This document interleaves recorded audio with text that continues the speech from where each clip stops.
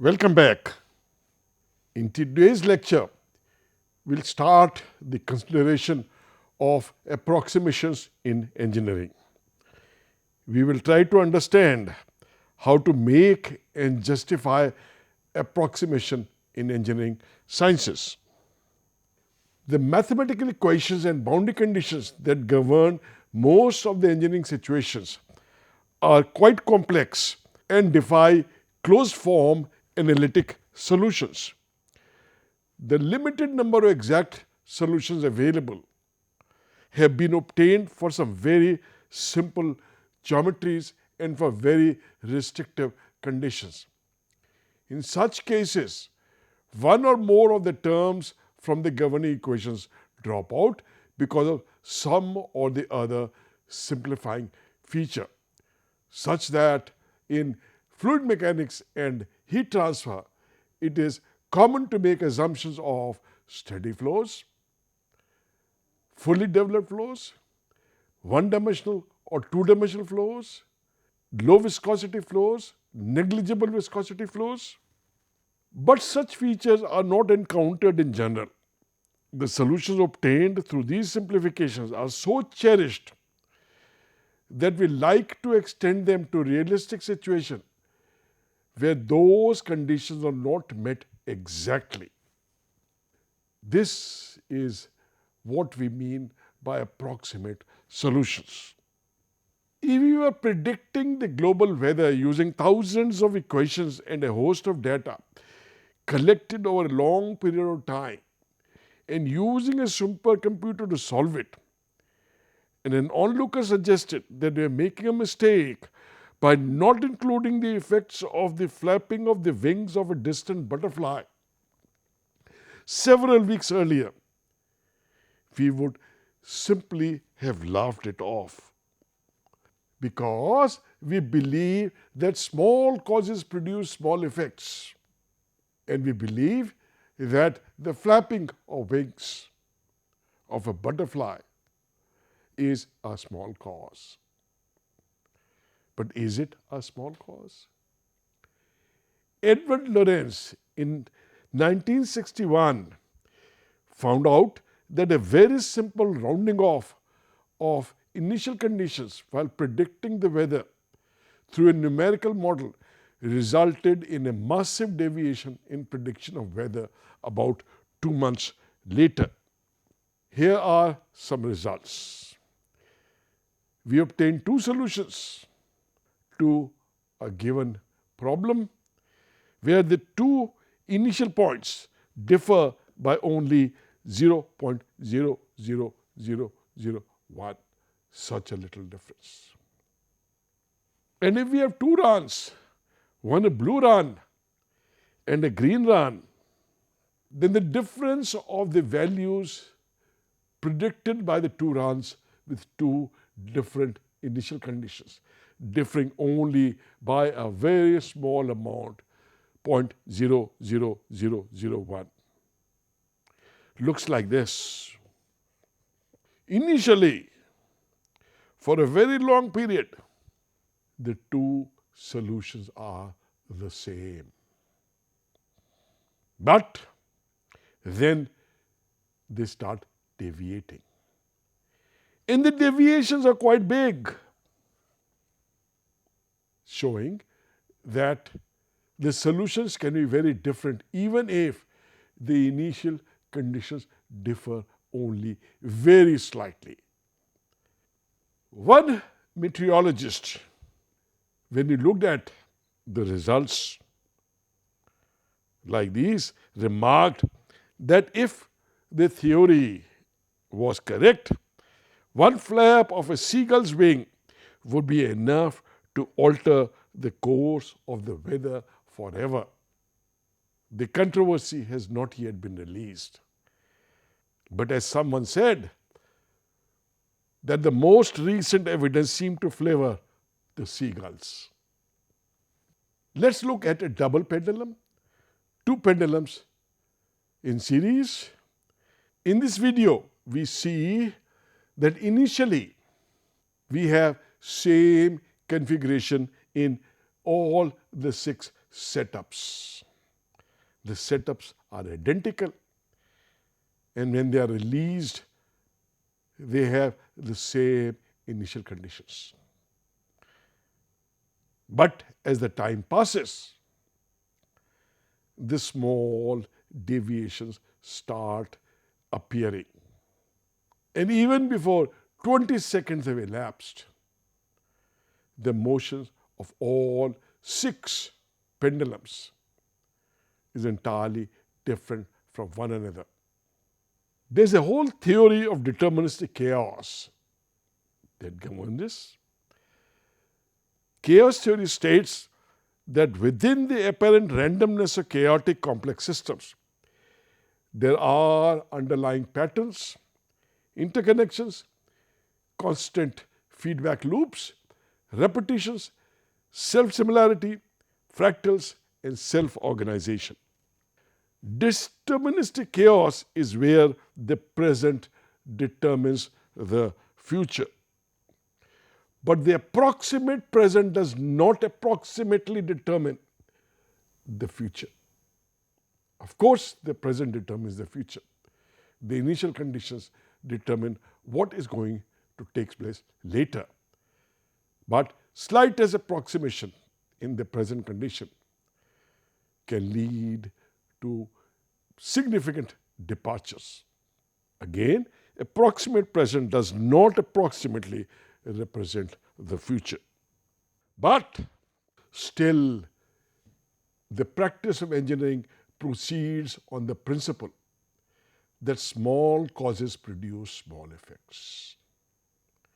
We assume this to be true, and we shall persist with this here till something breaks down. And then we'll investigate what is happening. It soon will. And we'll see many cases where this does. We must approximate. We cannot find exact results because we cannot model all effects.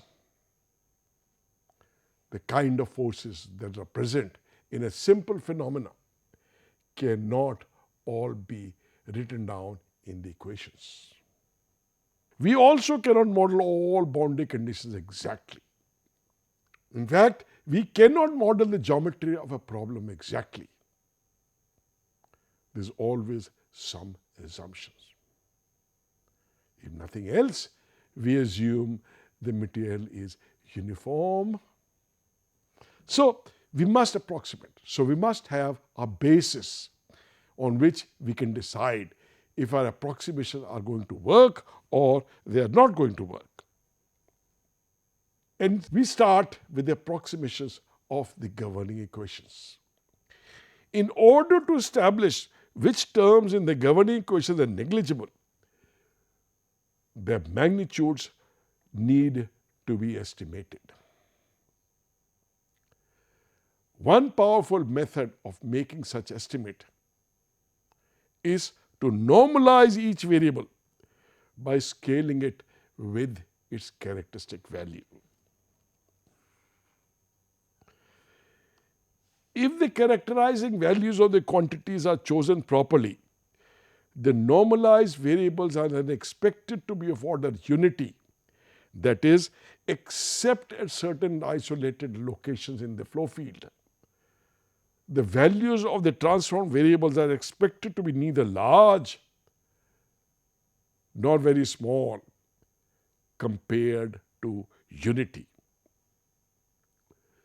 Further, it is hoped that the dimensionless derivatives of the various physical quantities appearing in the equations are also of order unity.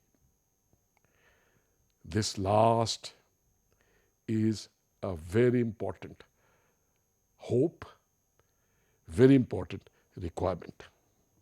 Consider an LCR circuit, the voltage drop across the inductance plus the voltage drop across the capacitance plus that across the resistance. must sum up to the alternating voltage that is applied to the system. The resulting equation is here. If I write the current as dq by dt, where q is the instantaneous charge on the capacitor, then this equation converts to this. Now, we start with not dimensionalizing it, or rather normalizing it. This equation, the solution of this equation is of the form that q is q naught sine omega t minus phi, where q naught is the amplitude of the varying charge on the capacitor. So while normalizing, we introduce the non-dimensional variables q star is equal to q divided by some characteristic value qc for the dependent variable, and for the independent variable time we introduce t star is t by tc. If we choose qc and tc correctly, then the resulting q star and t star should be of order 1 throughout the phenomena that we are discussing. The characteristic time tc must be related to omega, the frequency of the voltage that we apply. We may choose tc as 1 over omega, so that t star is omega t. qc may be the amplitude q naught of the instantaneous charge on the capacitor.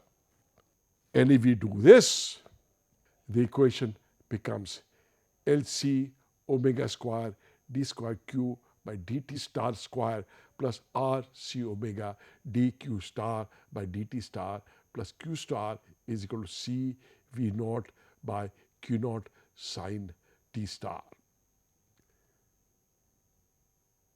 Besides introducing the two normalized variables, we have manipulated the equation such that the coefficient of one term has become unity. Now, we hope that this non-dimensional dependent variable, this non-dimensional independent variable, and these non-dimensional derivatives of the dependent variable are of order 1. If they are of order 1, then this coefficient and this coefficient and this coefficient measures the relative magnitude of the various quantities in these terms. So the ratio of the voltage drop across the inductance to the voltage drop across the capacitance is LC omega square. But let us look at this expectation that the derivatives are also of order 1 and a little more details. Consider a problem in which a function f is given by an ordinary differential equation. If we normalize f and x by their maximum values, we may get a plot of f star and x star like shown here. It can be shown that for the function and the derivative to be of order 1, the function and its derivatives must be continuous and differentiable up to an order 1 lower than that appearing in the differential equation. This means that the function can be normalized since it is bounded, and that the domain of integration can be made approximately unity by normalization. There are often good grounds for assuming these conditions. Further, look at df star divided by dx star. If the function is well behaved as shown, then df star divided by dx star is approximately equal to 1 everywhere. Similarly, the second derivative of star with x star would definitely be less than the typical value of df star by dx star minus 0 divided by 1 minus 0, the range of x star, which is 1. So that the second derivative is also of order 1. Similarly, if the function is differentiable, the higher order derivatives normalized would also be of order 1. This implies that the nth derivative of function f, the original function f, non-normalized with respect to x, is less than the characteristic value of f divided by the characteristic value of x raised to power n. Thus, if the function is well behaved, not only the variables but their derivatives are also rendered of order 1 when we normalize the variables with the quantities that are truly characteristics of these variables. Such estimates are termed as smooth estimates. But not all estimates are smooth. F star x star plot could be like this. And if this is the case, there is no single estimate that is valid for the entire range of x star. For the range 0 to epsilon, in this range, df star by dx star is like 1 over epsilon. And if epsilon is small compared to 1, this is pretty large. And one can show quite easily that the second derivative, d square f star by dx star squared, should be like 1 over epsilon delta, where delta is the width of this transition, and that would be like 1 over epsilon square. But in this larger range from epsilon to 1, the first derivative is quite small, as is the second derivative. This is an example where one single estimate of the derivatives would not work for the entire range of the values of x star. We would assume in most discussions that the function is well behaved, like in the previous case, till we run into a problem, and then we look if something like this is happening. This was famously done by Ludwig Prandtl at the turn of the last century, when he introduced the concept of boundary layer, a thin layer where the gradients are very large when for the rest of the regions the gradients are well behaved. We will discuss this a little later. We could have variation of a star with X star that look something like this. Here again, normalizing the variables does not ensure that the derivatives are normalized too. So what do we do then?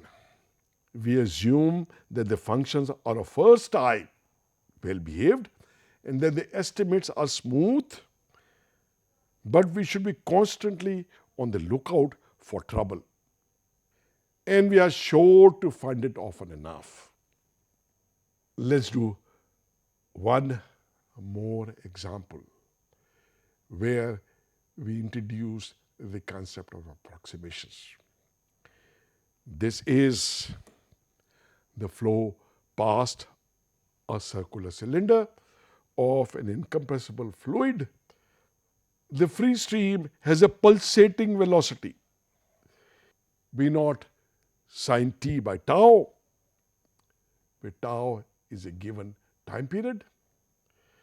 The pressure for stream is P naught.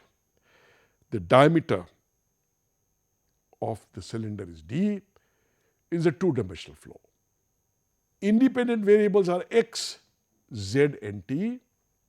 Let's use d, the diameter, as the characteristic length, so that x star is x by d, z star is z by d, and we can use tau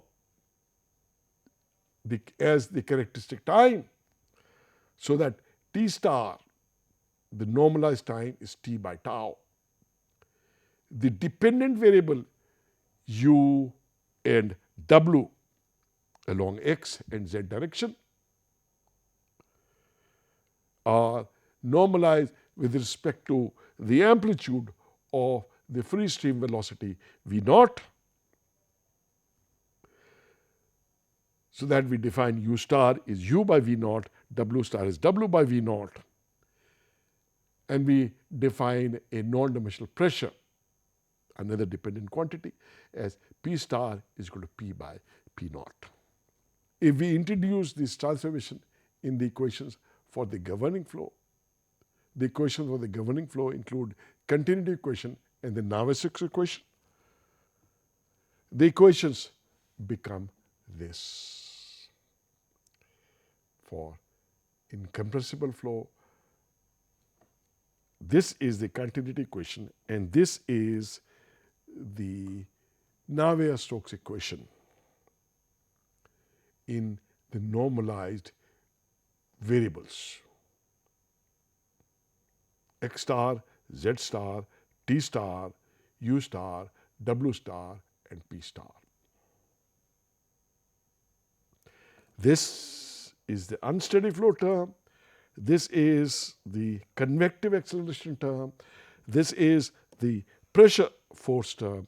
This is the gravity force term, and this is the viscous force term. We have to normalize the boundary conditions as well, and these are the resulting boundary conditions. So this is what we had. Now these terms which are put in boxes are the variables and their derivatives. If we have chosen our characterizing quantities properly, then these are expected to be order 1. As I said before, the first term is the unsteady force term, the second is the convective acceleration term, the third term is the pressure term, the gravity term, and the viscous terms. Now if this and this are of order 1, the coefficient of the unsteady term can then be seen as the ratio of the characteristic unsteady force divided by the convective force where the coefficient is 1. So d by V naught tau can be interpreted as the ratio of the unsteady acceleration term divided by the convective acceleration term in this equation where the coefficient of the convective acceleration is 1. Similarly, this is interpreted as the ratio of the pressure term to the inertial term, the convective inertial term. And as had been discussed earlier, this is given the name 1 over Euler number. The next can be interpreted as the ratio of the gravity force to the inertial force, and this is seen as 1 over Froude number squared. And the last coefficient is the inverse of Reynolds number and is the ratio of viscous force to inertial force. So if any of these coefficients is small compared to 1, that is compared to the convective acceleration term, then the corresponding term can be neglected from the governing equation. This is the primary tool that we used for estimating the terms and making approximations. Here we have made the coefficient of this term. The last term was the viscous force term. We have made the coefficient of this term to be 1. And then this is the ratio of inertial force to viscous force. This is the ratio of inertial force convective to the viscous force. This for the pressure to viscous force, and this gravity to viscous force. We had discussed earlier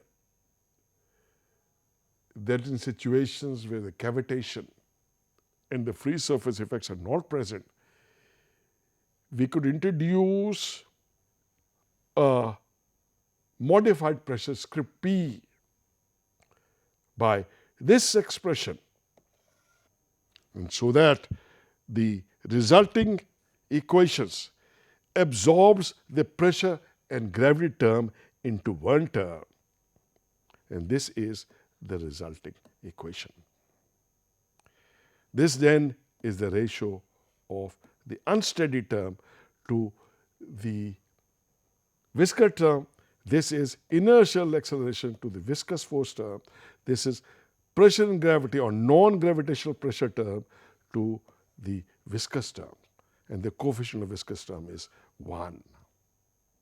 So this is the equation that we obtained last year. Now, if we have a steady low Reynolds number flow, of course the flow is steady, so the unsteady term, which was the first term in the last equation, drops out, and this is the equation that results.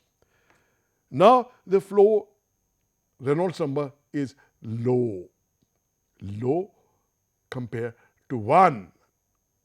If it is small compared to 1, then this term, which is the Reynolds number itself, this coefficient is less than 1. This coefficient is 1. So we can drop this in comparison to this.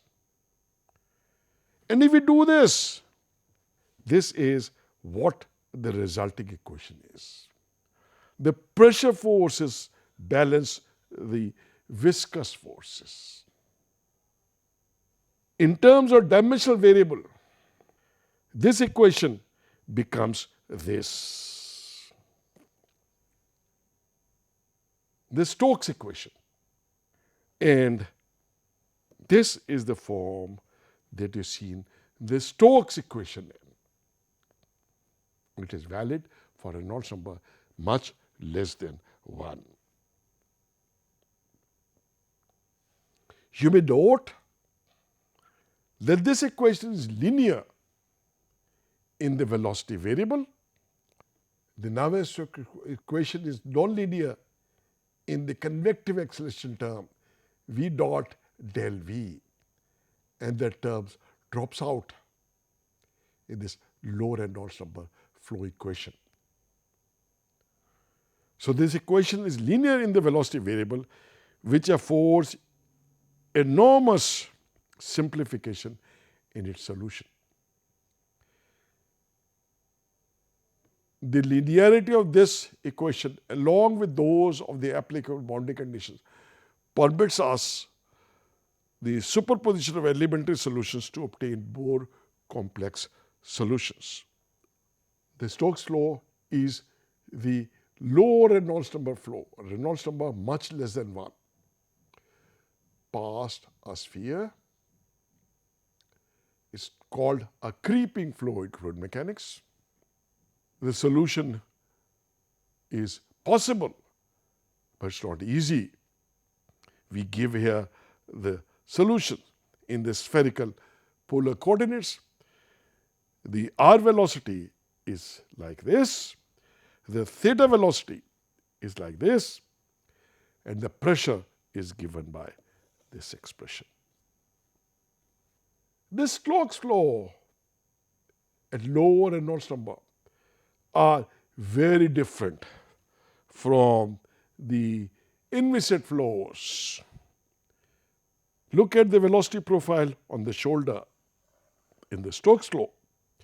This is very different from the velocity profiles in an inviscid flow, where viscosity was negligible. The Stokes law is viscosity dominated flow, while this flow is a flow in which the viscosity is 0.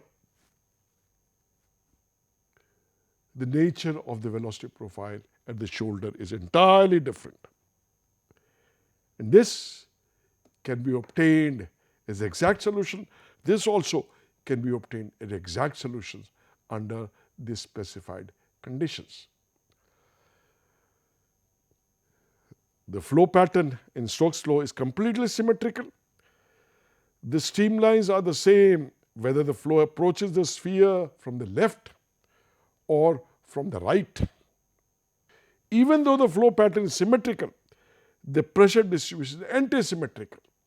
Thus, while the pressure is maximum at the nose of the sphere,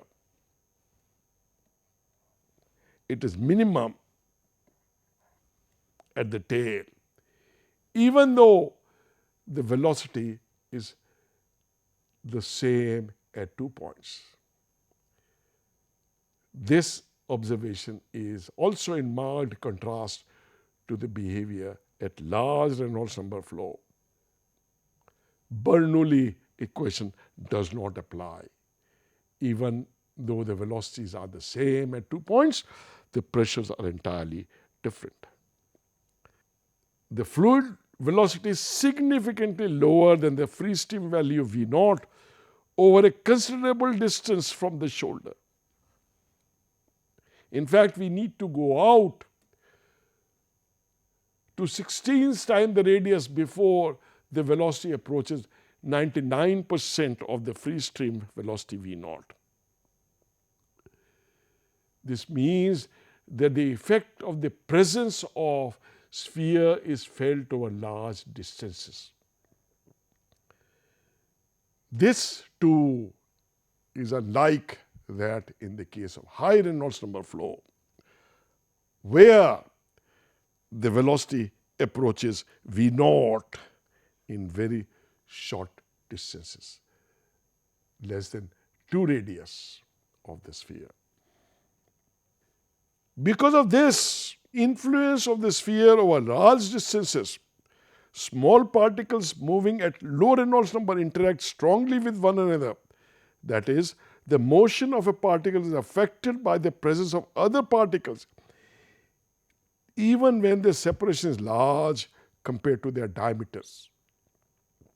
This too is in sharp contrast to the motion of larger particles which have almost no such interaction. Also look at this equation. Since the two terms must be retained in this equation, this coefficient should be order 1. Delta P naught is the characteristic pressure difference. So, to make this coefficient 1,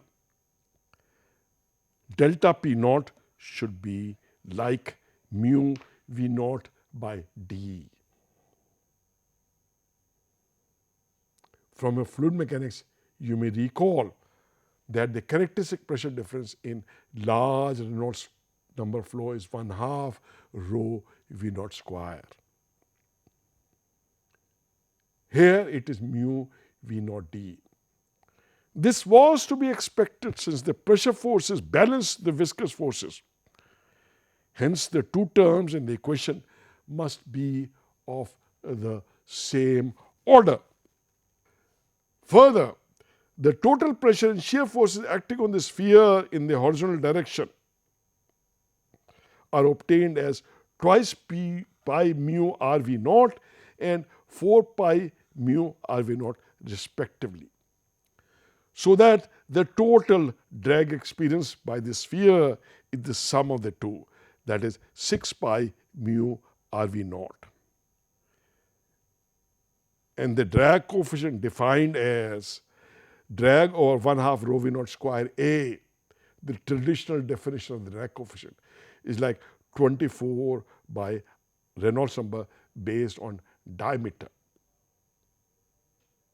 So, the approximation of flows where the velocity is very small, which is marked by the values of Reynolds number to be much less than 1. If that is the case, we can drop the convective acceleration term, and then the viscous forces are balanced by the pressure forces. The resulting equations can be solved with a bit of advanced mathematics, and results can be obtained which turn out to be correct representation of experimentally obtained results at such low values of Reynolds numbers. Note that the drag in the Stokes formula 6 pi mu rv naught does not depend upon the density of the fluid, confirming that the inertia of the fluid is unimportant for the low Reynolds number flow, where the inertial terms was dropped from the equation. And that's why the density does not occur in the formula for drag. This should give you some confidence in the way we propose to make approximations.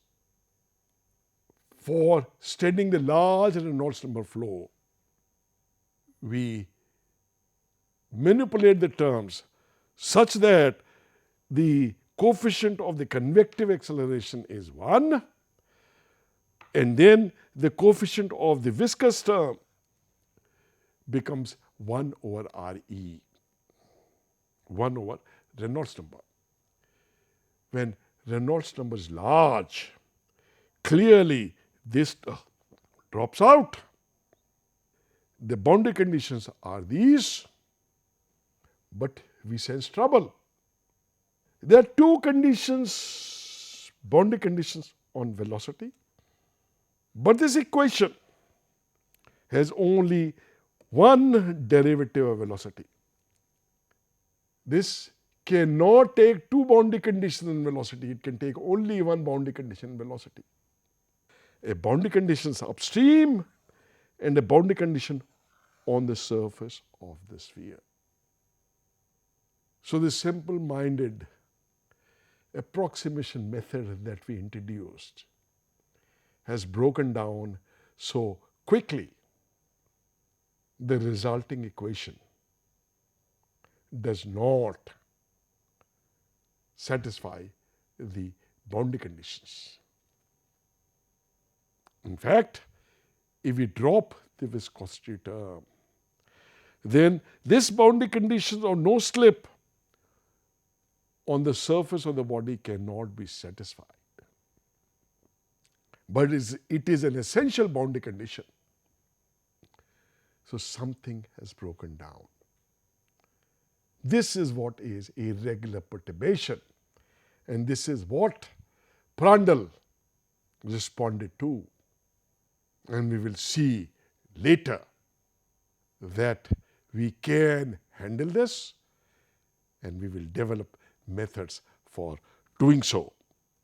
Thank you very much.